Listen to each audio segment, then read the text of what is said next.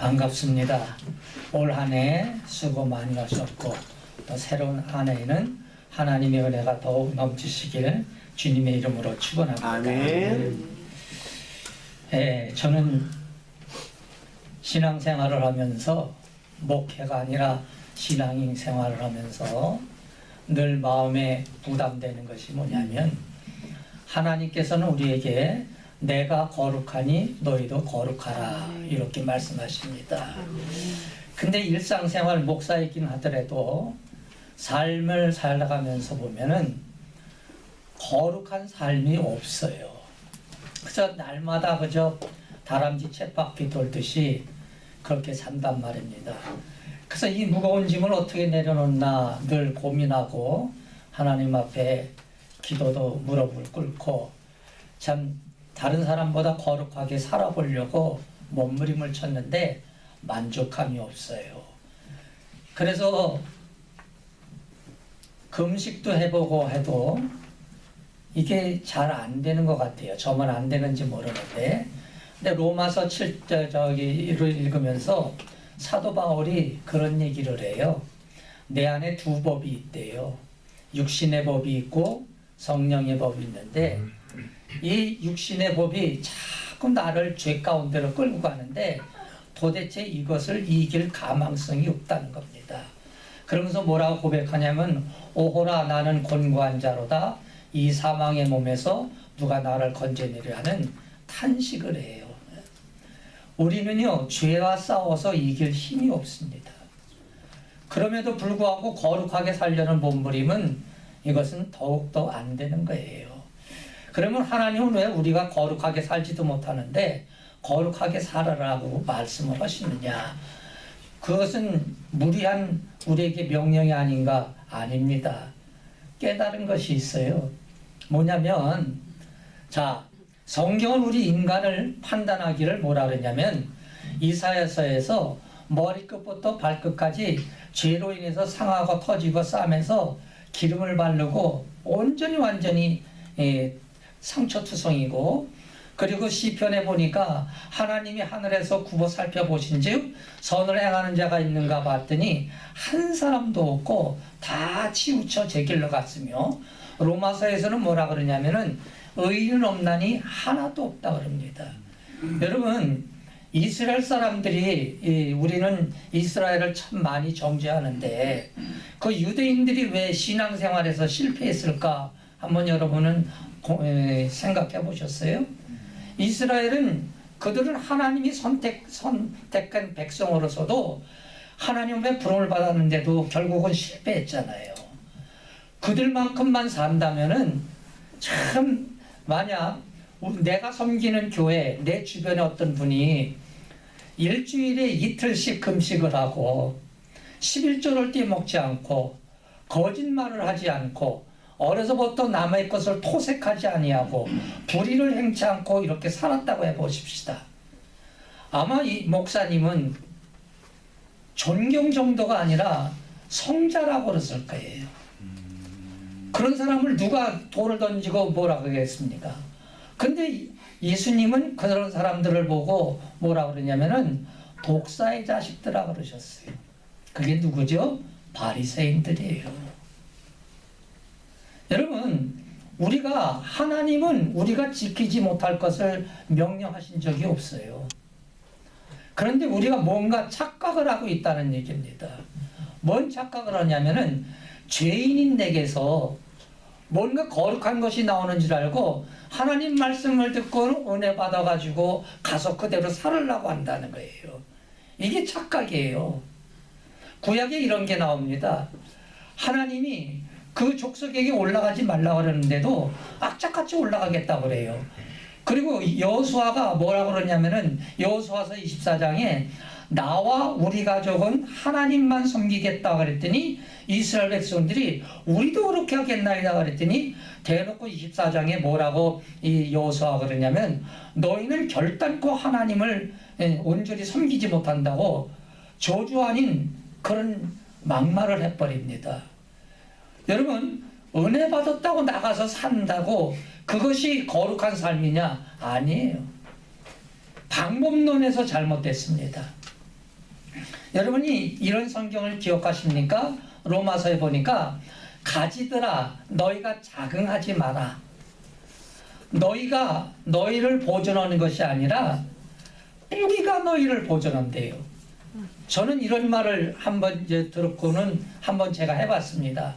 사과나무가 이제 꽃이 피고 수정을 하게 되면 열매가 조그맣게 맺히잖아요.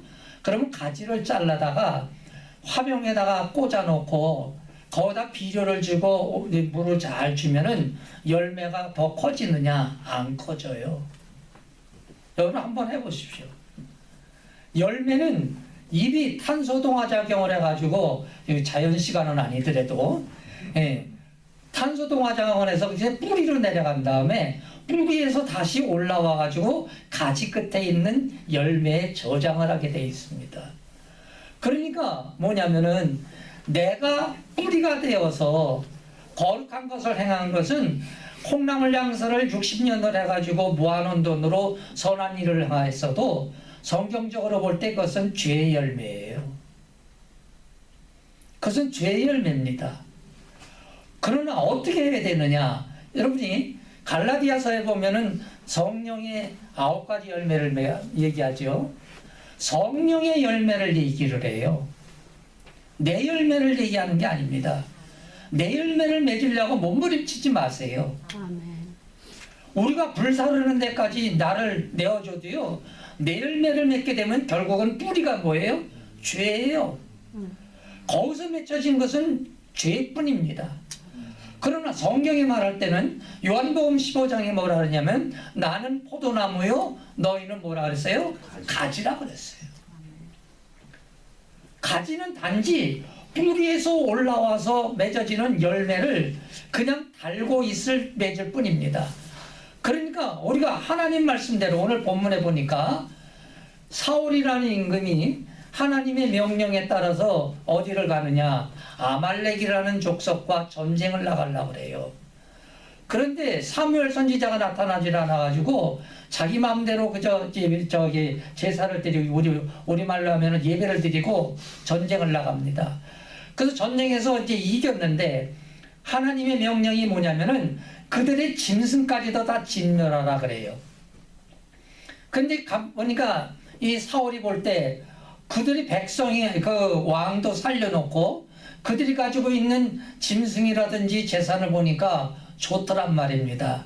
그러니까 물론 욕심에서도 그렇겠지만은 이 사람은 윈윈, 하나님 좋고 나 좋고 이거 갖다 하나님 앞에 제사 드리면 더 하나님 앞에 헌금하고 하면 얼마나 좋을까. 그래가지고 그걸 가지고 왔어요. 그때 하나님이 그에게 나타나셔서 하시는 말씀이 오늘 본문이에요. 내 말을 듣는 것이 그 수양의 기름보다 낫지 않냐. 제사보다 낫지 않느냐. 넌 순종하지 네 맘대로 그 윈윈한다고 그렇게 하느냐고 책망을 하십니다. 여러분 하나님 말씀을 읽으시는 이유가 무엇이에요? 저는 그 옛날에 그 성경 속독기라는 게 있었습니다. 그래서 그걸 이제 귀에다 꽂고 성경을 읽어버릇하면은 일주일이면 성경을 한 번씩 읽어댈 수가 있어요. 그래서 신학대학 다닐 때 얼마나 성경을 많이 읽어야 이제 그래도 나도 이제 목사란다운 목사가 되겠다 해가지고 그걸 사가지고 일주일에 한 번씩 읽어대겠어요. 그 성경을 그래서 성도들한테도 이 성경을 많이 읽어야 됩니다. 많이 읽어야 됩니다. 그렇지만 성경을 많이 읽는 것이 그것이 그 사람의 복이 아니라 중요한 것은 경우에 합당한 말은 은쟁반에 금사과래요. 그러니까 우리가 살면서 설교를 듣고 말씀을 읽는 이유는 케이스 바이 케이스. 이런 상황 속에서는 하나님이 어떻게 하라고 하시느냐 하는 순종하기 위해서 기준을 갖기 위해서 우리가 말씀을 읽고 설교를 들어야 된다는 거예요. 은혜를 받으라는 얘기가 아닙니다. 하나님의 말씀은요. 계시록에 보니까 입에서는 어떻대요? 달착지근한데 배에 내려갔더니 쓰리쓰다랍니다. 여러분이 하나님 말씀에 순종하고 복종하실 수 있는 각오가 있어야 돼요. 물론 하나님뿐만 아니라 인간관계에서도 마찬가지입니다. 물론 하나님은 절대자시기 때문에 토를 달 필요가 없어요. 성 프란시스라는 사람이 인품이 좋고 신앙심이 좋으니까 두 젊은이가 제자가 되기 위해서 찾아왔답니다. 그래서 왜 왔느냐 그랬더니 저희들을 제자로 좀 받아주십시오. 그랬더니 이분이 두 젊은이에게 숙제를 내주고 내가 잠깐 어디 갔다 올 때만에 숙제를 해놔라. 그리고는 배추를 줬답니다. 그래서 배추를 주고는 뭐라 그러냐면 수도원 앞에 밭에 가서 배추 머리를 하늘로 향하고 배추 이파리를 땅을 속에다 묻어서 그렇게 다 심어놔라 그랬다 합니다. 그때 두 젊은이가 그걸 받아갖고 나갔는데 한 젊은이는 미련 맞게 시키는 대로 배추 머리를 하늘을 향해서 심고 배추 줄기를 땅 속에 들어가도록 이제 심고, 한 젊은이는 저 어르신은 기도도 많이 하시고 학문도 깊으시지만 농사일은 잘 모르시는구나. 농사라는 것은 배추 머리가 땅에 심어야지 이렇게 심는 거 아니야. 그래놓고는 그렇게 심어놨대요. 프란시스가 와가지고 두 사람이 해놓은 걸 보더니 자기가 시키는 대로 한 사람에게는 합격을 주고 농사의법에 따라서 정확하게 심어놓은 젊은이에게는 불합격을 줬답니다. 그러면서 하는 말이 뭐라 그러냐면 하나님 나라 들어가는 첫걸음은 순종하는 거라 그랬대요. 여러분은 분별력이 있으시다고 생각하세요? 저는 성경적으로 볼 때 인간은 분별력이 없습니다. 인간의 역사를 보십시오. 계속 다람쥐 쳇바퀴 돌듯이 악순환이 계속되잖아요. 전쟁과 죽음과 미움과. 인간은 분별력이 없어요. 그런 분별력이 없는 인간이 하나님의 말씀을 듣고 나 자신대로 분별해가지고 옳으니, 그래서 내 마음에 드는 설교는 은혜가 돼요. 내 마음에 들지 않는 설교는 은혜가 안 됩니다. 저거는 목사님이나 지키고 거룩한 사람들이나 할 것이지 나는 할 게 안 돼. 이래놓고는 자기를 기준으로 해서 하나님 말씀을 선택을 해가지고 거기에 순종하고 한다는 얘기입니다. 코리 텐 붐이라는 여자가 있어요. 이 네덜란드 여자인데 이 여자는 그 2차 대전 때 유대인을 숨겨줬다는 죄목으로다가 그 악명 높은 수용소에 들어가서 언니랑 둘이 수용당해가지고 모진 고문과 그 악독한 악형을 받았는데 특별히 여성으로서 당하지 못할 그 수모까지 간수장에게 당했습니다. 근데 언니는 감옥 안에서 죽고 자기는 살아남아서 해방이 돼서 고국으로 들어왔는데 만신창이가 된 영혼과 육신을 하나님 앞에 나가서 통곡으로 기도로다가 하나님의 명령이 뭐라고 가르쳤냐면 너는 독일에 가서 복음을 전파하라 그랬대요. 그래서 울고서 이제 어쨌든 이 말씀에 순종해서 가서 독일의 각 마을에 다니면서 자기 간증을 하면서 마지막에는 이제 간증이 끝나고는 외국 사람들은 포옹을 하잖아요. 그걸 하는데 하루는 어느 마을에 가서 복음을 전하고 포옹을 하는데 보니까 자기하고 언니를 그렇게 모지게 했던 그 간수장이 저 뒤에 섰더랍니다. 그래서 자기한테 한 걸음 한 걸음 다가오더래요. 그런데 그 순간에 그 미움 감정이 솟아올라와가지고 여러분 생각해 보십시오. 그 남의 일이라고 쉽게 생각하지 그 얼마나 마음에 그 원한이 있겠습니까? 그래서 원망과 그에 대해서 하나님 저 원수만은 내가 용서할 수 없습니다. 그 싸움이 그 짧은 순간에 마음속에 소용돌이 치더랍니다. 그런데 한 두 사람 정도 앞에까지 간수장이 왔는데 갑자기 머릿속에 드는 생각이 하나님 명령이십니까? 하나님이 저 원수를 사랑하라고 용서하고 사랑하라는 것이 나에게 주시는 명령이십니까? 그렇다면 내가 하긴 싫어도 하나님의 명령이니까 복종하겠습니다 하고 그 순간에 원수가 바로 눈앞에 와 서서 끌어안았더니 하나님이 마음문을 열어주시고 하늘문을 열어주시고 원수를 사랑할 수만 있는 마음을 부어주셨대요. 손양원 목사님 아시죠? 저는 손양원 목사님 따님한테 직접 이제 들은 얘기입니다. 그분이 연수구에 오셔가지고 간증을 하셨는데 제가 일부러 성도들을 데리고 가서 들었습니다. 들었는데 그 두 오빠를 죽인 원수를 양아들 삼으라고 자기한테 말을 했대요. 그래서 자기가 계엄사령관을 찾아가가지고 아버지의 말을 전하면서 아버지한테 대들었답니다. 아버지는 사람도 아니라고. 어떻게 오빠를 죽인 원수를 그렇게 할 수 있느냐고. 그런데 자기가 철이 나고 생각해 보니까 오빠의 관이 나가는데, 두 오빠의 관이 나가는데 아버지가 관을 붙들고는 짐승이 절규하는 것처럼 부르짖더랍니다. 손영원 마음속에, 목사님 마음속에 뭐가 있었겠어요? 인간의 마음에는, 인간적으로는 원수를, 내 아들을, 택대 같은 아들 둘을 죽인 그 원수를 사랑하고 용서할 수 없지만은 하나님의 명령이 원수를 사랑하라. 자기 딸 보고 그러더랍니다. 네 오빠가 산속에 들어가서 그렇게 들짐승처럼 살고 너하고 작은 오빠는 성과 이름도 갈아가면서 고아원으로 그렇게 돌았던 이유가 뭐냐? 우상을 섬기지 말라는 신사참배 문제 때문에 그런데 그 명령과 원수를 용서하고 사랑하는 명령과 뭐가 더 크고 작냐? 다 하나님 말씀인데 내가 이 말씀에 순종해야 되지 않겠느냐? 아니 복종해야 되지 않겠느냐? 이렇게 말씀합니다. 여러분 하나님 말씀대로 사시지 마세요. 순종하세요. 아멘. 아니 복종하세요. 아멘. 성경은 순종만을 우리에게 요구하는 것이 아니라 복종도 말씀합니다. 그래서 여러분들이 어떤 경우를 닥칠 때마다 이럴 경우에는 하나님 말씀이 나에게 뭐라고 말씀하시는가를 읽은 성경, 들은 설교를 통해서 적용을 하셔야 돼요.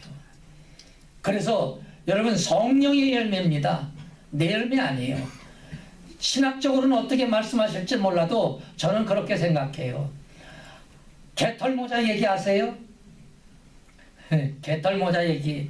영국의 어떤 부인네 하나가 보석상을 했답니다.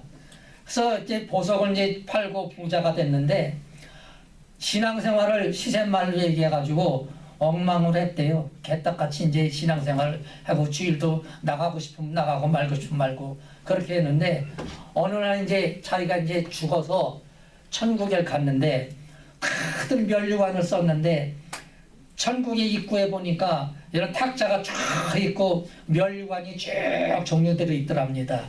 그래서 자기에게 맞는 모자를 써야 천국에 들어간다 그래가지고 저기 제일 멋있는 보석상을 했으니 보석을 얼마나 잘 알겠어요? 근데 자기가 알지도 못하는 보석으로 되는데 그런 게 많더래요. 하나하나 다 써보니까 머리에 맞는 게 하나도 없더랍니다.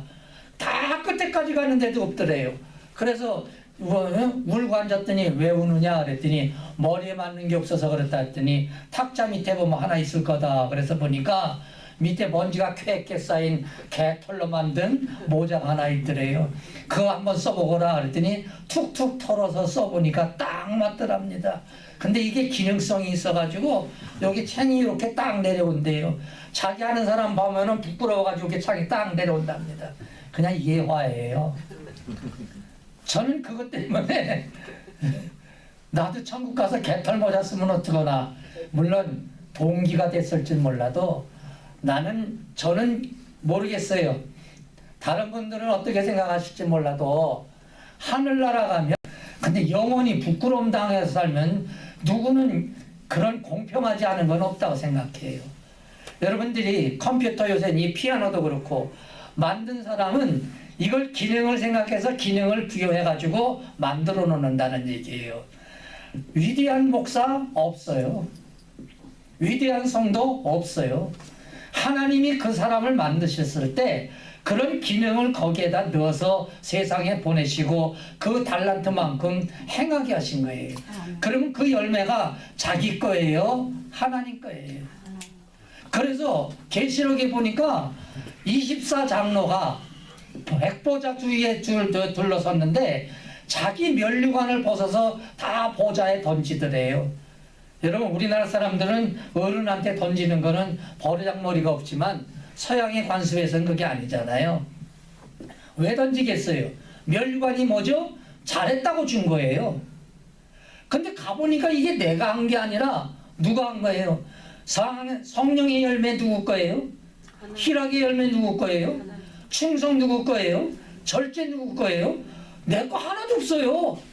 우리는 은혜예요, 은혜. 아멘. 기독교는 은혜의 종교입니다. 아멘. 믿으십니까? 아멘. 은혜예요. 아멘. 내가 순교를 했다면 그것도 하나님의 은혜로 온 거지, 그 성령의 열매지 내 열매가 아니라는 얘기예요. 그러니까 순교자 손양원 목사님이 순교하신 것도 하나님이 그에게 은혜를 베푸셔서 그 길을 가게 만드셨으니 영광은 하나님이 받으시는 거지 손양원 목사가 받는 것이 아니라는 얘기입니다. 자신감을 갖고 사세요. 여러분 천국에 들어가면 영원히 영광을 누릴 거예요. 아멘. 예수 믿는 거는요, 예배 잘 드리고 헌금 잘하고 봉사 잘하고 충성 잘하는 거, 그게 예수 믿는 거 아니에요. 오늘 하루를 사십시오. 아멘. 나는 여자분들에게 말합니다. 설거지하는 게 주님의 일이라. 애기 잘 키우는 게 주님의 일이다. 대회 나가서 1등 해가지고 하나님의 영광을 나타내는 거, 그거 아니다. 내게 주어진 청소부면 청소부의 역할을, 국회의원이면 국회의원의 역할을 하나님 말씀대로, 하나님, 그래서 여러분 오늘 사울 임금과 사울 임금 다음에 왕이 된 사람이 다윗 임금입니다. 두 사람을 한번 비교해 보셨어요? 저는 제가 하나님 앞에 그런 질문도 한 적이 있습니다. 하나님, 다윗이 더 못된 사람 아닙니까? 남의 마누라 뺏어본 적이 없어요, 사울은. 그러나 다윗은 어땠어요? 남의 마누라 뺏어서 가늠하고는 그거 숨기기 위해서 남편은 죽는 데까지 내보내고, 사울의 가정은요 콩가루 집안이 아니에요. 그런데 다윗의 가정은 어땠어요? 아버지가 아들이 아버지를 반항해서 일어나고, 형제끼리 이복 여동생을 뭡니까 겁탈을 하고 죽이고 아버지를 반란이, 이런 집안이, 백성들이 뭐라 그래요? 사울이 죽인 건 천천이고 다윗이 죽인 건 만만이래요. 누구의 손에 피가 더 많습니까? 윤리적으로 보면 다윗이, 이것은 진정으로 하나님 앞에 인정받지 못할 존재라는 얘기입니다. 근데 왜 하나님은 다윗을 인정하시고 내가 이세 아들 다윗을 만나니 내 마음에 합한 자라고까지 했습니까? 사울은 거짓말 몇 번 하고요, 그거밖에 없어요. 윤리적으로 볼 때는 참 사울이 다윗보다는 훨씬 낫습니다.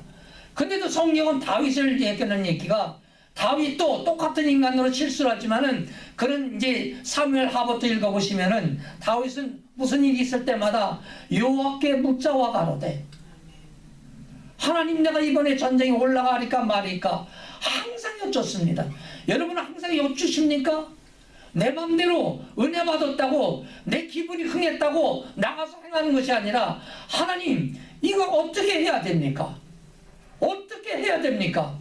내 남편과 사는 것도, 내 아내와 사는 것도, 자식을 기르는 것도, 직장생활을 하는 것도 내가 어떻게 해야 합니까? 하는 묻자와 가로되 이것이 있으면서 하나님이 그 말씀을 하실 때는 내 마음에 들지 않아도 손양원 목사님처럼 순종하십시오.